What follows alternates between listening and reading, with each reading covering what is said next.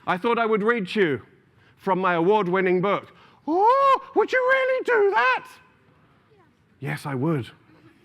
That wasn't me just doing a voice. Oh, you're so great, would you read? Yes, of course I will.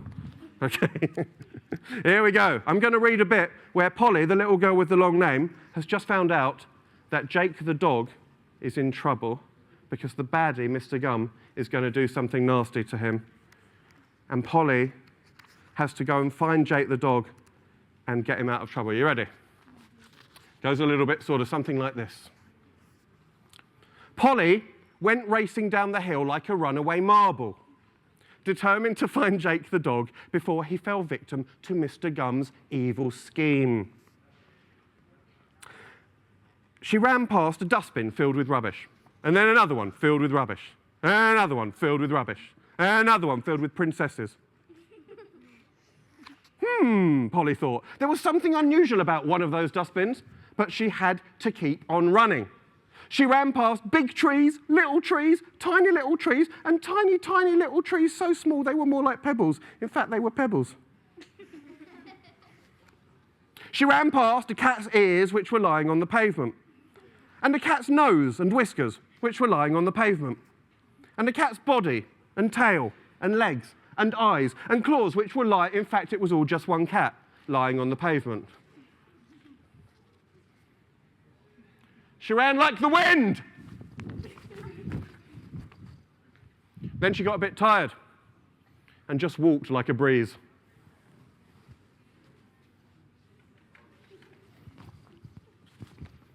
But she soon sped up again because she was determined to save that tremendous dog. It was only after Polly had been running for about half an hour that she remembered something quite important. She had absolutely no idea where Jake the dog lived. And what's more, she was no longer in the little town of Lamonic Bibber. Polly had come to the woods on the edge of town, and they were big and scary and full of shadows.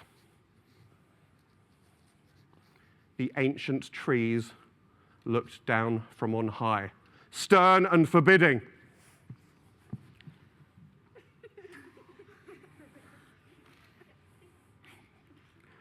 "We're the trees," they seemed to whisper. "You are not welcome in this place. We're the trees." A cold wind blew, making Polly shiver, and she was certain one of the flowers was snarling at her.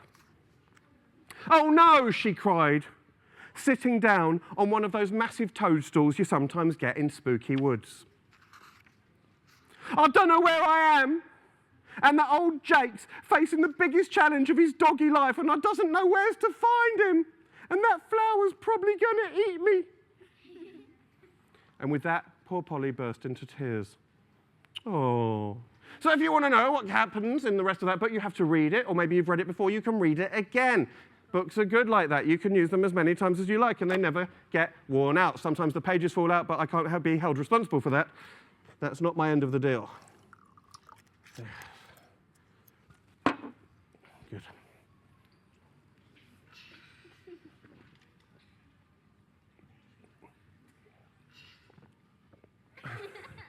Excuse me.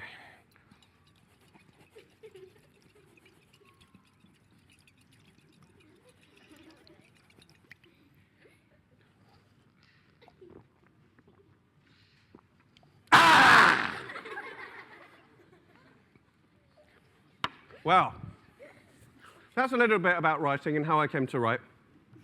So you've all been lovely children. Thank you very much for listening. Soon you will be horrible teenagers, but I can't be held responsible for that either. And I think we're going to have some questions in a minute, but thank you for now.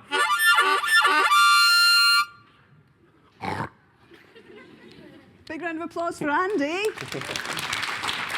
You're right there. Oh, Good. you were very good. I just wish you weren't so shy. Oh, yeah. He's No, a bit it's shy, a problem in isn't my he? life. Yeah, a bit shy and retiring. A little bit. Well, you get a little rest there in the sun. It's very sunny, isn't Yeah. it? My goodness me. Can anyone see me at home, or am I all bleached out by the light? There we go. So all of the people here really enjoyed that, and all of you out there. And we've had loads and loads of questions, Andy, from right across the UK. So we'll try and get through as many as we can. Lovely. Maybe surprise you with some questions you've not been asked before. But before that, we've got a young lady in the second row here that we're going to give a microphone to from Cumley Park Primary School. And what's your name? Karina, Karina. Hi, Karina. What's your question for Andy? what was the most unfortunate thing that happened to you in a supermarket? What's the most unfortunate thing that happened to me in the supermarket? Yeah, right. Well, I get asked this question all the time, obviously. Yeah. That's pretty random, you know, isn't it? Well, the most unfortunate thing is probably, I don't know. I think it was probably when I accidentally put a man into my shopping trolley and bought him. And he had a barcode stuck to his cheek, so it rung up properly. He cost about £19.99. I took him home, put him in the freezer. I never saw him again. That's probably the most embarrassing thing. Thank you very much. Have you had something bizarre happen in a supermarket? No, not really. No, but you just thought thought it was worth asking on the off chance. Well, maybe you're onto a story there that you should write. Possibly. Possibly. Thank you very much, Karina, for that most unexpected question. Unexpected item in the bagging area. Now, here we go from, this is from Hirushi in St Joseph's School, Andy, who asks, did you write any other books apart from Mr Gum? Hi, Hirushi in St Joseph's School, wherever you might be. I've written a couple of other books. I've written a book called The Story of Matthew Buzzington, which is about a boy who thinks he can turn into a fly. And I've got another book coming out called Sterling and the Canary. And I'm hesitant to mention this, but unfortunately, I've just had a really, really horrible picture book come out called Here Comes the Pooh Bus. Oh.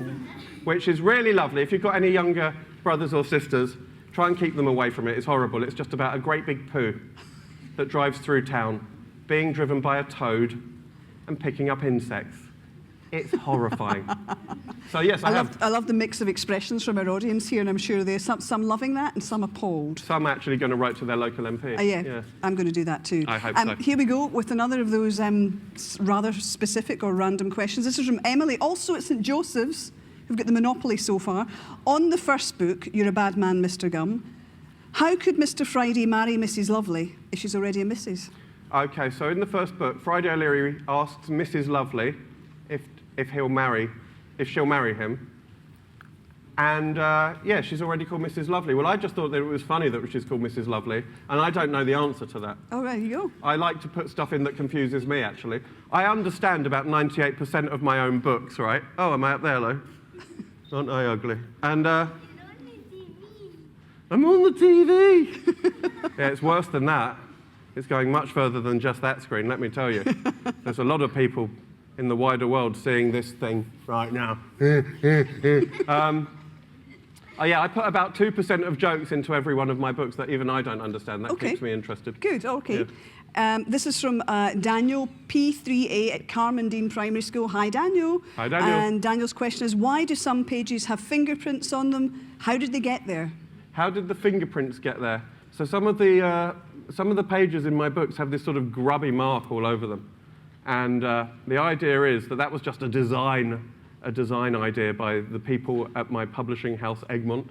They thought it would be really cool if it was really grubby. It's almost like as if before you've even read the book, Mr. Gum's got to the book and been looking through it. So it's just because we like grubby stuff, we think it's funny. You like the fingerprints? Yeah, good. And you can add your own fingerprints as well, anytime you like. Chocolate, ink, anything, you know. That's as a long good as they're thing. not library books. As long as they're not library books. You know the worst thing is when you get a library book and someone scribbled all over it? Have you ever scribbled all over a library book? Hands up if you ever... Get out! No, that's fine. You can stay. Now, this is from Primary 3A and 3B at Longhaw Primary School in Dundee. Hello there. How did Alan Taylor come to be so rich, and how did he get his electric muscles? Right, so this is Alan Taylor, who's a tiny little gingerbread man with electric muscles. And he sort of speaks like, I'm Alan Taylor, walking up the hill. I'm Alan Taylor, feeling very ill. Blah. Oh, shouldn't have had that curry last night. So he's like that. And he's got electric muscles, and he's really rich. I'm Alan Taylor, feeling very rich. I'm Alan Taylor, falling in a ditch. And how did he get rich? I think you find out in book 5 that he got very rich by driving a taxi cab in London. Okay. And so he's tiny. It was a full-size taxi cab, so he was a rubbish driver because he's only about that big. So passengers used to get into the taxi, and then they'd get so terrified of how bad his driving was that they would pay extra to get out early. So he got quite rich. He became a billionaire. Fantastic. From being a bad driver. Ah, I'm quite small. Maybe that could work for me. Maybe it in Glasgow. could. Yeah, good. Nice. Zane, Carla, George and Jessica at Hindland Primary School, not too far from here, in Glasgow. I think we might know the answer to this question. How often do you shave? Well, you know Halley's Comet? Yeah. Yeah, it comes around, what, about once every 76 years? Yeah. Yeah. Okay. Halley's Comet. But Andrew at Came School says, I like your beard. How long did it take to grow? Well, funnily enough, I did shave last night. Really? Yeah, it's all come back. So this is an average morning's growth for me. He's all man. I'm quite hirsute. Katie at St John's Green School in Colchester, that's quite far away from here. Hello, hope you're watching. She says, I really like your stories and my mum reads them to me at bedtime and she laughs at them too. Did you mean to write books that grown-ups would laugh at too? Yeah, I like, anyone who laughs at my books, that's a good thing, isn't it? Sometimes you don't get, I like it if kids laugh at my books, if adults laugh at my books, if cats laugh at my books, I'm a bit confused, but that's all right. Anyone can laugh at my books. I don't think you're ever too old to have a really good laugh. What's annoying is when you don't get too many good reviews. I remember I was talking about one of my books once to some kids just like you lot. And I mentioned one of my books and I went, and I've written a book called Mr. Gum and the Power Crystals. I don't have it with me. And this kid went, oh, I've read that, I've read that, I've read that, I've read that, I've read that, I've read that, I've read that. I went, oh, right, did you like it? And she went, yeah, it's all right. That was a bit weird. Sometimes you don't get very good reviews. Once a kid came up to me in a signing afterwards, and he went, you're my favourite author. Well, top 3, actually. So kids are very honest like that. But if you want to laugh at my books, you're very welcome to. If your parents want to laugh at my books, also very welcome to. If you just want to throw money at me, fine. Do what you like. Now, this is something you might not have thought about, this question, which is from Callum in Leslie Primary School. Do you think your books inspire others? Yes. To do what? To do what, exactly, yeah. No, I think there are... I have had letters from kids, and they've been inspired to write very silly stories. Yeah. Really dumb stories, or, well, not dumb, funny stories like mine, nonsense stories. Or they've been inspired to draw things or make little character models of the characters. So, yeah, I think so. But I would have one tip for anybody who likes to make stuff. Who likes to write stories here? Hands up, there we go.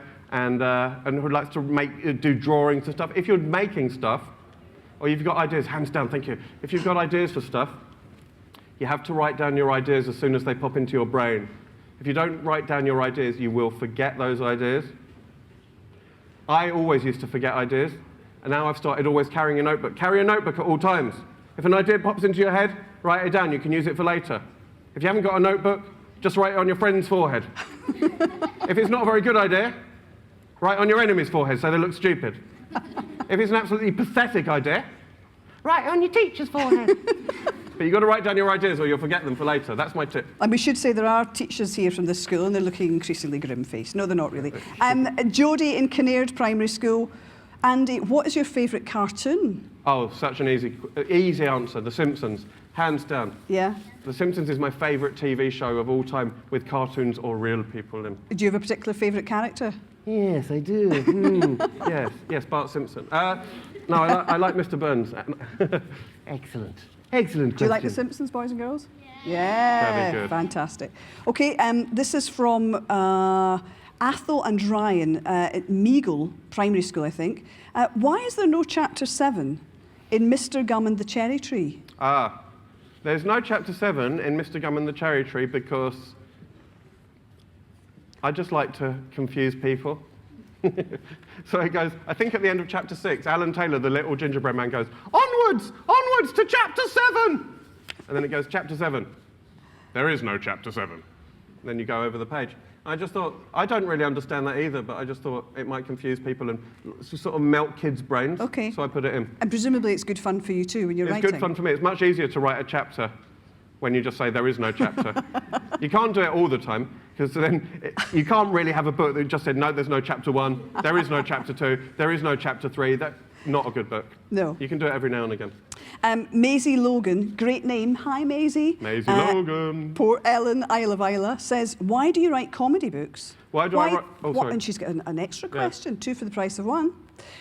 Why not horror? Why not horror? Well, I don't know. Why does anyone do anything? You know, it's a very philosophical question. I write comedy books because I have that sort of brain. I would like to write serious books sometimes. Yeah. I would like to write books. I could start off and I would go, the city was ancient and venerable. It had stood since the time of the ancient Greeks. For thousands and thousands of years it had endured wars, hardships, famines, plagues, good times as well as bad, but often the streets had run red with blood. Then a little cat walked along with a hat on, singing a tune. My mind always goes like that, you see. I start off serious, and then a little cat in a hat singing a song comes along. And so I kind of write funny books because that's what my mind is like. That's a good one. Yeah. Maybe you could write that one. What, the one about yeah, the city? the venerable city and the cat. The city and the cat. Yeah, I like that one. Okay. This from Alexander Anderson, Primary 6, Tobermory Primary. Have you been to Mull? I have been to Mull. Yeah, Tobermory, fine place. Hi, Alexander, and everyone watching in Tobermory Primary. How old were you when you wrote your first book? And Well, did you think it was funny? Well, I'm 37 now. I wrote it when I was 46. How does that work? I originally wrote that book when I was about 28, 9 years ago. And then, like I was saying in the talk earlier, I read it out to my little cousins on Christmas Day. Because they didn't pay too much attention, I forgot all about it. So I did think it was funny, but then I forgot about it. And then I found it 2 years later and I thought it was really funny. Right, okay. You were talking about sticks earlier. Conan in Kames School said, is there going to be a sequel to Bag of Sticks? Well, Bag of Sticks is Mr. Gum's favourite TV programme. If anyone doesn't know, Bag of Sticks is just a bag of sticks for half an hour. It's really rubbish. There is a Bag of Sticks Christmas special, which is a dead robin sitting on the bag of sticks. I think there might be a big Hollywood movie called Bag of Sticks in 3D. Oh, yeah. Which cost over $300 million to make. And that might be coming out next year. It's a bag of sticks for 2 hours in 3D. You fancy that? No, they don't. No, it's not a very good programme. Mr. Gum is the only person in the country who watches Bag of Sticks. Conan asks an additional question. On a scale of 1 to blue, how mad are you? Radiator. David in Kames School, what is your least favourite breakfast cereal? Which is a difficult one to answer since we're on the BBC and we don't want to say bad things about a particular product. Oh, right, I see. So we're talking more generic than Crispy Crunch Fun Flakes. I don't like, I know I'm in the wrong country to be saying this, but I can't stand oats and porridge. OK, you are in the wrong country. I know. We might have to bring this to a swift end, but maybe one more quick question. From Jessica, Leslie Primary School. Who is your best friend? My best friend is an invisible rabbit who lives in my... who's my best friend? Probably my friend Sandy, who lives in Oxford, and she's an acupuncturist. And if you're watching this now, Sandy, you left a needle in my leg! It's been killing me! He's joking. Children, of course. I am joking. I like the idea of your best friend being the rabbit, actually. Yeah? Yeah. Well, good for you. Could make that happen. I'm I know. sorry, but that's... no, I can't, no. The rabbit's my second best friend. Oh, I wouldn't put him ahead of Sandy. Well, I think after that extremely lively session, you need to have a little break, sir. It's been absolutely wonderful. And sorry, I know we had so many questions from across the country, but that's all that we have time for. If, though, you still have a burning question you'd like to ask Andy, you can do that in a live Glow chat taking place today. I said you'd have a rest, but clearly you're not going to. Not at all. From 12:45 to 1:15, that's on Glow. You need a passport.